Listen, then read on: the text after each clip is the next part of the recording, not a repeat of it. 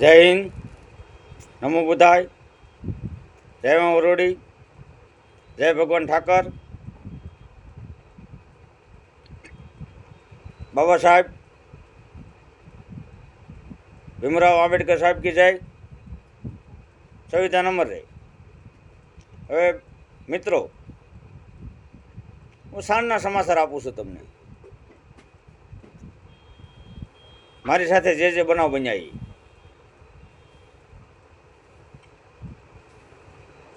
White colour કહેવાતા 3 સુરતના ગુંડા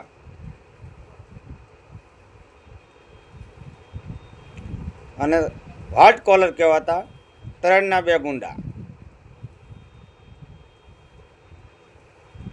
એ કોઈ સમાજ સાથે છેતરપિંડી કરે. એમાં સુરત અને 3નું કનેક્શન છે. કોઈ ભાઈને ત્યાં બેઠા બેઠા ફાર્મો વધારે 14-15 હજાર રૂપિયા ફાર્મ કરી નાખી. કોઈ ભાઈને સાથે છેતરપિંડી થાય છે. કોઈ ભાઈને મારા નમ્ર અપીલ છે કે આ બધા વ્હાઇટ ગુંડા રૂપે છે, વ્હાઇટ કોલર છે, તમારી સાથે છેતરપિંડી થાય છે. પછી મજૂરી સુરત અને ત્રેડ કેવી રીતે ઘટે, એની મજૂરી કેમ ઘટાડવી એ ત્રેડથી નક્કી થાય. મજૂરને 5 રૂપિયા કે મળવા ન જોવે. પછી માલધારી સમાજને રોદર કે ડુંગરના પાંદડા કહેવાતા વેસી મારવાના, સહાણ વાઈ લેવામાં આવ્યા. પછી સુરત અને ટ્રેનનું કનેક્શન અડધા ગુંડા સુરતની અંદર છે, 3 અને 2 3ની અંદર છે. આ 5 નક્કી કરે કે મજૂરી કેમ ઘટે બધાની. મજૂરની વાહનવાળા ભાઈઓ અરે અન્યાય, ટ્રેડના ગરીબ સમાજ 18 વર્ષ સાથે અન્યાય, એની સાથે ભેદભાવ કરવાનો, એની માટે ખોટા આરોપ લગાવવાના, ધાક ધમકી આપવાની, બેન દીકરી માટે બુરી નજરો રાખવાની. આવા સુરતમાં 3 અને 2 ટ્રેડમાં છે. આવા વ્હાઇટ કોલર કહેવાથી ગુંડાથી સેટતા રહેજો. બધાને ભાગ આપે, ફાર્મે જમીનો આપે અને ફાર્મના ભાવ વધારતા જાય. પછી પાછા સુરતથી ટ્રેન આવે, નાલે ગરીબ માણસોને પકડે, જેની જમીનો હોય એને એમ કે એક બિલ્ડિંગનો મોટો બિલ્ડરનો દીકરો છે. એમ કે તમને હું અહીંયા ફ્લેટ અપાવી દઉં. એટલે 3ના 2 ગુંડા એમ કે તૈયારી રાખો, અમે જમીન છે વિકી સિસોદિયા એની માટે આટા મારે છે. એ 10-12 લાખ રૂપિયાના ભાવમાં જમીનનું કોકને બતાવે છે.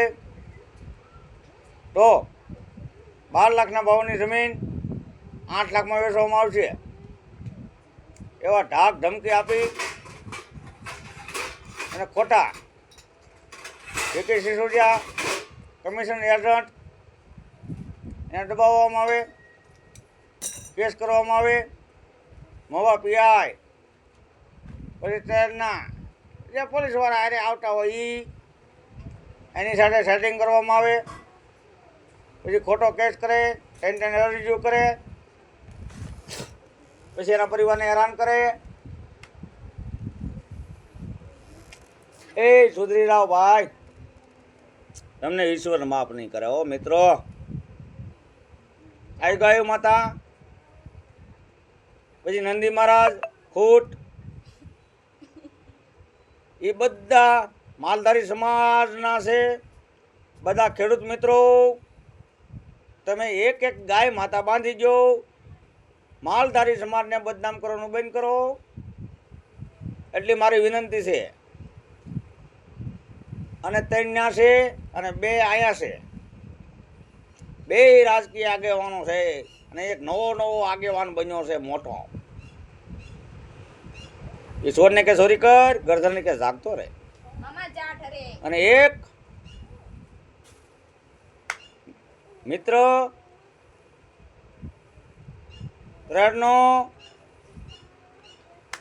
એ પણ હવે એકેકોનો રહ્યો નથી. તો હવે હાવલા મારી ગયો છે, બધી રીતે હારીને બેઠો છે. જિલ્લા પંચાયતમાં ચોપડા ચાપતા હે. અને અહીંયા એક નવો ઊભો છો, એ જિલ્લા પંચાયત લડવાનો છે. મારા દીકરા વાહ, વેકેશન દેનાર રમાડો છો. એ શરમ કરો, શરમ.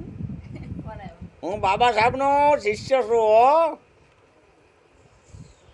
એટલે તમે રહેવા જો, આ વેકેશન સુધી મેવાડા છે. એટલે મને ધામ ગમતગી મારવી રહેવા જો. જય જય ગરવી ગુજરાત, નમો બુદ્ધાય.